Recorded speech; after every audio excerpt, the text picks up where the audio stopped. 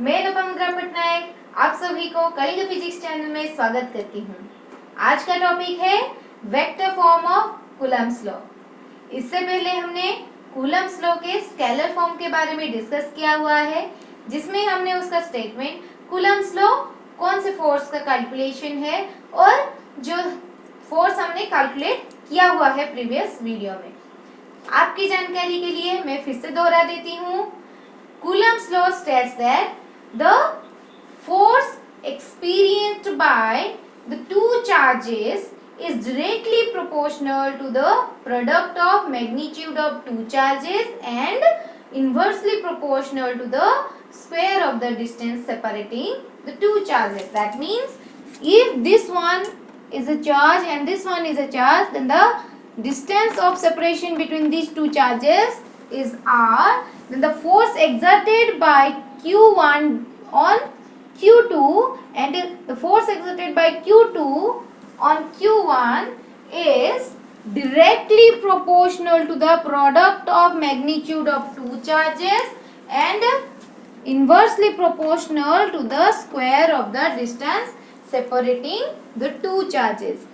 ये हमने डिस्कस किया हुआ है। अगर हम इन दोनों को कंबाइन कर लें तो ये होगा एक्सप्रेशन, एंड अगर हम प्रोपोर्शनलिटी साइन को उठा दें तो एक कांस्टेंट पुट होगा, दैट इज के F इक्वल्स टू के Q1 Q2 by R square, where K is a proportionality constant and that value is 1 by 4 pi epsilon for any medium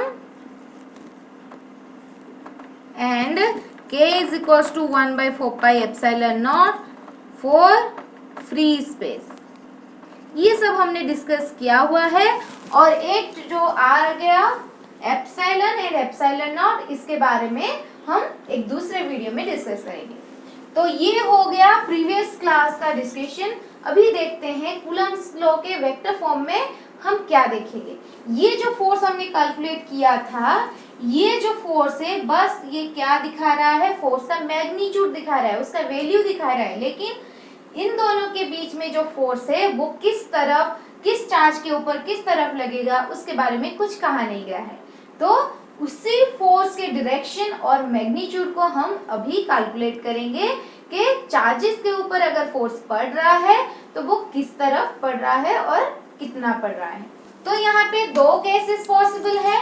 एक तो हो गया अगर ये दोनों ही पॉजिटिव पॉजिटिव हो गए या फिर नेगेटिव नेगेटिव हो गए, that means if these two charges are of similar nature। और दूसरा केस हो जाएगा अगर ये दोनों अलग अलग चार्ज हो जाए, मतलब ये पॉजिटिव ये नेगेटिव या फिर ये नेगेटिव और ये positive, that means when the charges are of different nature. तब हम चलते हैं पहले केस के तरफ। Let's consider the two charges Q1 and Q2 separated by a distance R। पहला केस हो जाएगा when the charges are of same nature।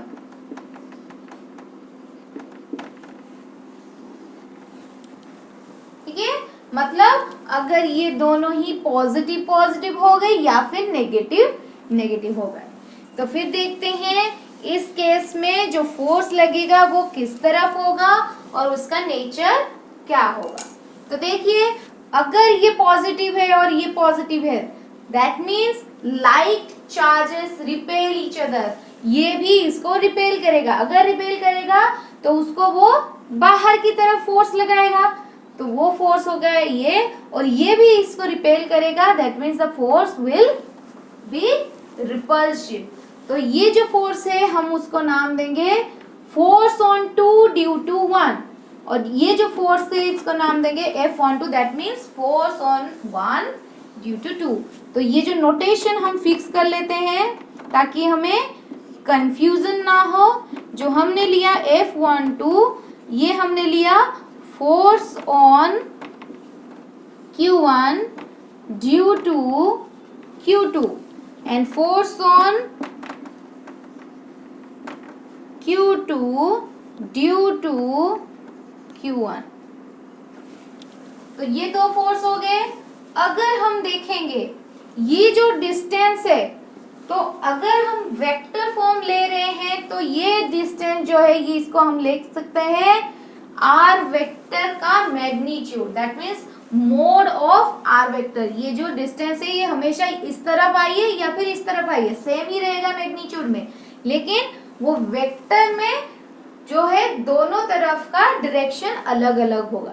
तो देखते हैं, अगर Q1 से Q2 के तरफ डिस्प्लेसमेंट हुआ तो इसको हम लेंगे R1 to 2, R1 से R2 के तरफ। अगर Q2 से Q1 की तरफ डिस्प्लेसमेंट हुआ तो उसको हम लेंगे R21। इसको भी हम फिक्स कर लेते हैं। बहुत सारे बुक में डिफरेंट डिफरेंट नोटेशन दिया जाता है। ये जो डिस्प्लेसमेंट वेक्टर है उसका नोटेशन डिफरेंट बुक में डिफरेंट दिया जाता है। अगर हम नोटेशन फिक्स कर लें तो कंफ्यूजन थोड़ा कम हो जाएगा। तो देखते हैं ये क्या हो गया, displacement from Q1 to Q2 और R21 हो गया displacement from Q2 to Q1। ये हो गया नोटेशन। तो अब देखते हैं जो फोर्सेस हैं उनको कैलकुलेट करते हैं। फोर्स F12 तो इसको हम लिख सकते हैं 1/4πε0। ये किसके ऊपर पड़ रहा है, force on Q1 due to Q2। तो Q1 into Q2 divided by R²। ये जो R² हम लिख रहे हैं, क्यों, क्योंकि ये मैग्नीट्यूड है तो इसको बस हम R ही लिख सकते हैं, क्योंकि ये जो मोड है, mod of R vector is equal to R, that means इसे हम लिख सकते हैं R21 इक्वल्स टू R12 का mod is equals to R। तो हम उसको सिंपली R² लिख सकते हैं। तो ये जो फोर्स है ये किस तरफ है, बाहर की तरफ, that means this charge will displace in this direction. So ये जो डिस्प्लेसमेंट वेक्टर है वो इस तरफ है, दैट मीन्स ये जो फोर्स है वो इस डिस्प्लेसमेंट को फॉलो करेगा। तो हम अगर डायरेक्शन दिखाएंगे तो कैसे लिखेंगे, R21 cap, that means unit vector of this vector. आपको यूनिट वेक्टर तो पता ही होगा, unit vector is equals to vector divided by mod of that vector.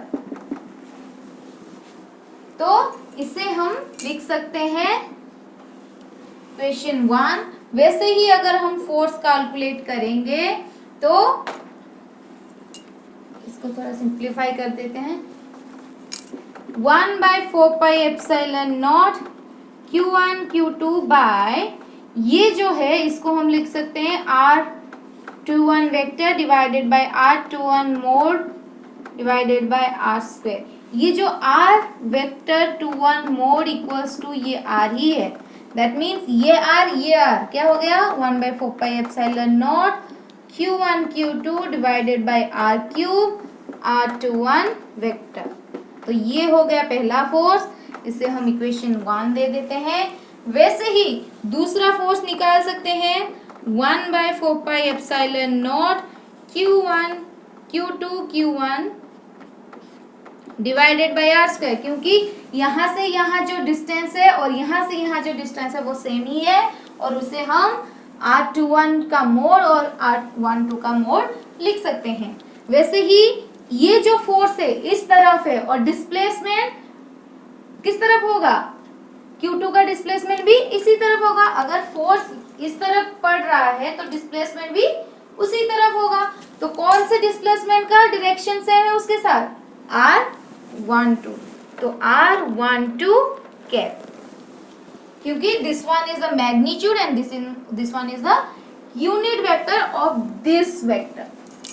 Okay, तो 1/4πε0 Q1 Q2 by R square, इसे भी हम लिख सकते हैं R12 cap equals to R12 vector divided by R12 का मोड। तो ये हो गया R12 divided by R12 mode और R12 mode equals to R। तो 1/4πε0 Q1 Q2 by R cube R12 vector, ये होगा दूसरा इक्वेशन। ये जो दो फोर्सेस हैं हमें मिल गए, देखिए F12 एंड F21।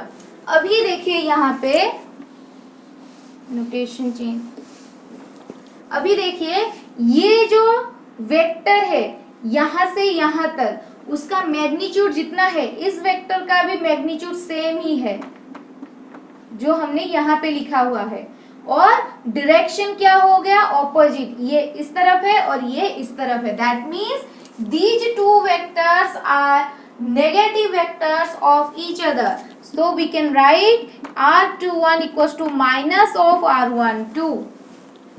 तो इसे अगर हम यहाँ पे पुट कर देंगे, अगर F12 में पुट कर देंगे तो हो गया 1/4πε0 Q1 Q2 by R cube R21 vector minus. देखिए बस हमने R21 के जगह पे R12 पुट कर दिया है जो कि माइनस ऑफ R12 हो गया। अगर इन दोनों इक्वेशन को, इस इक्वेशन को और इस इक्वेशन को कंपेयर किया जाए तो दो जो राइट हैंड साइड में है वो पूरा इक्वल हो जाएगा, बस नेगेटिव साइन को छोड़ के। अगर कंपेयर करें तो निकल आएगा R12 vector is equal to minus of R21 vector. That means the forces exerted on the charges are equal and opposite. That means Q1 जो Q2 के ऊपर फोर्स एक्सर्ट कर रहा है या फिर फोर्स दे रहा है, वैसा ही फोर्स Q2 भी Q1 के ऊपर देगा, लेकिन उनका डायरेक्शन अलग अलग होगा। ऑपोजिट डायरेक्शन में एक्ट करेंगे लेकिन मैग्नीट्यूड सेम होगा। तो इसको हम दूसरी तरह भी लिख सकते हैं। क्यों? क्योंकि हमेशा Q1 Q2 जो ऐसा लिया जाए वो फिक्स नहीं है, क्योंकि ये जो Q1 है इसका भी एक पोजीशन होगा according to a Cartesian system. अभी देख लेते हैं अगर Q1 और Q2 के पोजीशन वेक्टर को भी हम कंसिडर करें तो एक्सप्रेशन क्या होगा। तो ये हो गया Q1, ये हो गया Q2 और इसका जो पोजीशन वेक्टर है ये हो गया R1 एंड इसका जो पोजीशन वेक्टर है ये हो गया R2। अगर Q1 के ऊपर Q2 के वजह से फोर्स कैलकुलेट करें, that means the force on Q1 due to Q2, तो फिर डिस्प्लेसमेंट किस तरफ होगा, इस तरफ।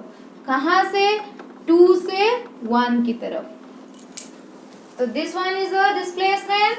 तो इस फोर्स को अगर हम लिखेंगे 1/4πε0, ये कितना निकला है,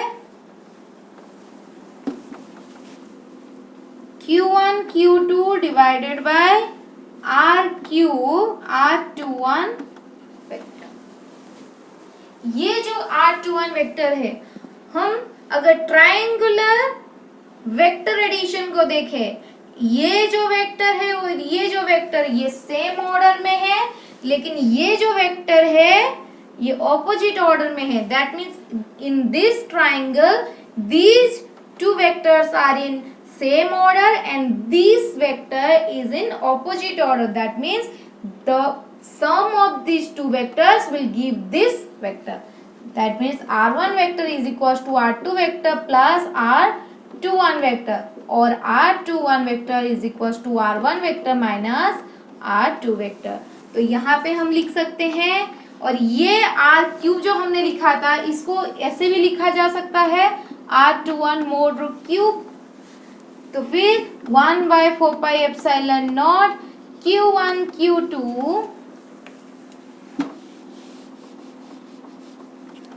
डिवाइडेड बाय R21 को हम लिख सकते हैं R1 minus of R2 mode cube, R1 minus R2 vector. तो ये हो गया पहला फोर्स। वैसे ही अगर हम Q2 के ऊपर फोर्स कैलकुलेट करें तो फिर जो डिस्प्लेसमेंट होगा वो किस तरफ होगा, इस तरफ। जो डिस्प्लेसमेंट होगा वो भी इस तरफ होगा और ये जो डिस्प्लेसमेंट है वहां पे हमने लिया है R12, that means displacement from Q1 to Q2।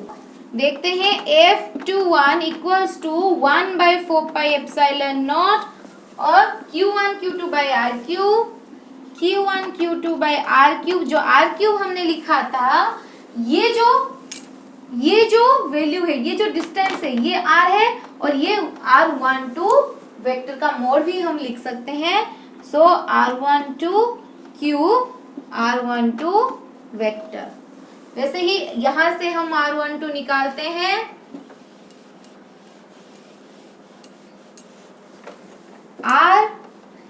ये जो ट्रायंगल है यहाँ पे this vector and this vector are in same order but this vector is in opposite order, that means this one is the resultant of these two vectors। तो हम लिख सकते हैं R2 vector is equals to R1 vector plus R12 vector और R12 vector is equals to R2 vector minus of R1 vector।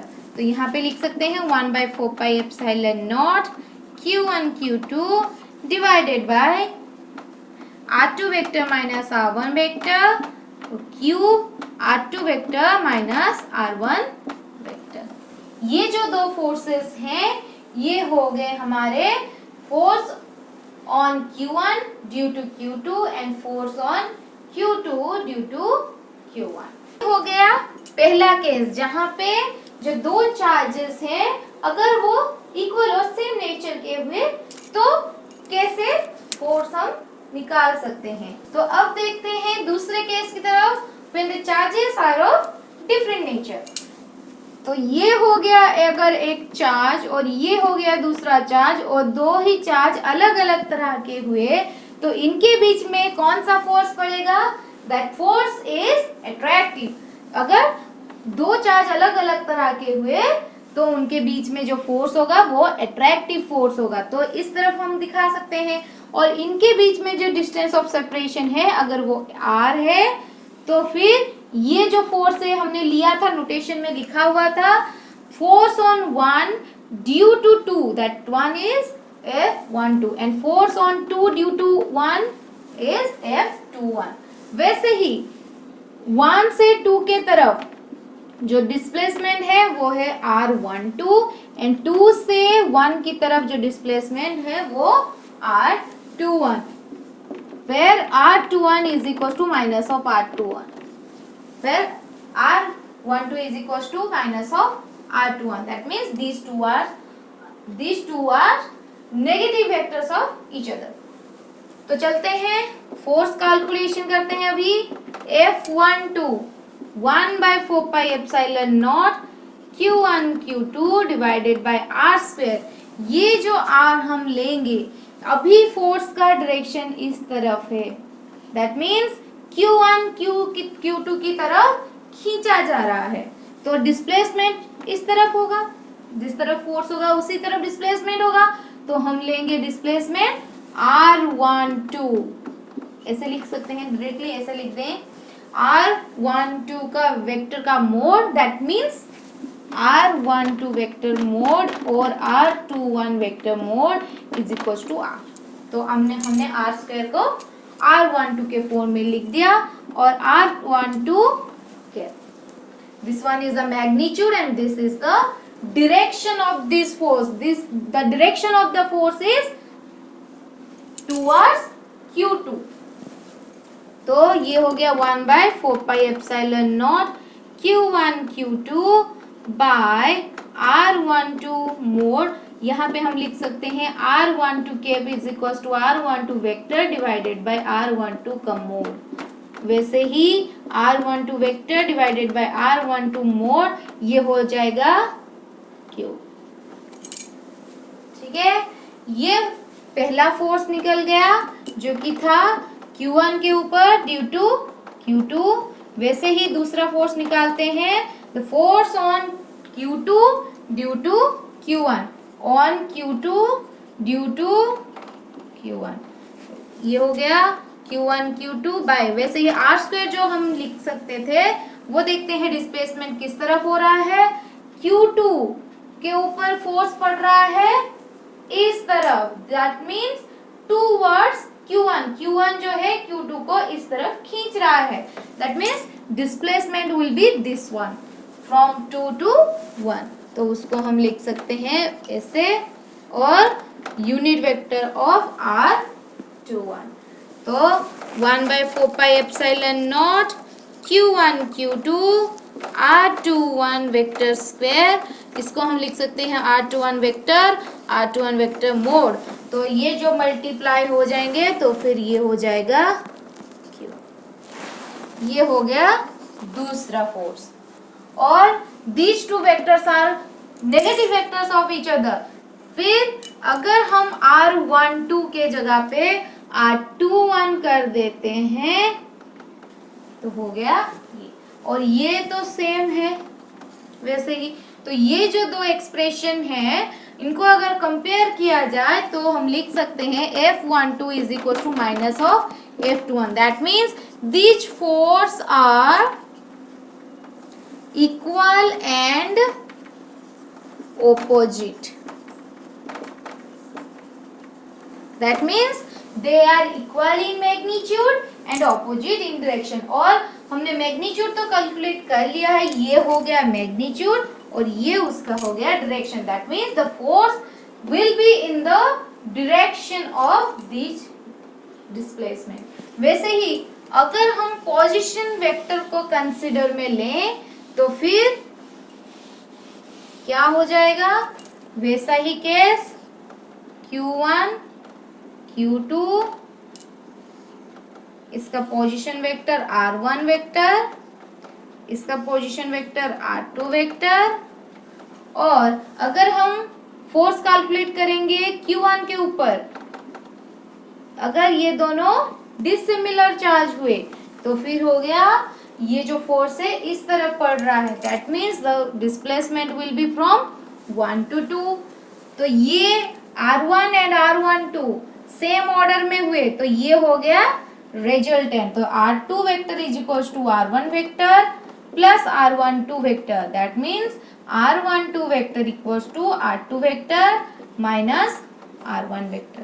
तो force का expression होगा F12 is equal to 1/4πε0 Q1 Q2। ये जो R क्यूब था उसको हम लिख सकते हैं R2 minus R1 mode Q, और ये हो गया R2 माइनस R1 वेक्टर। ये हो गया फोर्स का एक्सप्रेशन। वैसे ही अगर हम फोर्स लेंगे, कौन सा force, on Q2 due to Q1, तो फिर वो फोर्स होगा इस तरफ और वो फोर्स है F21। तो डिस्प्लेसमेंट किस तरफ होगा ना, from 2 to 1 in this direction. So this vector and this vector are in same order, but this vector is in opposite order. That means this one is the resultant vector of these two vectors.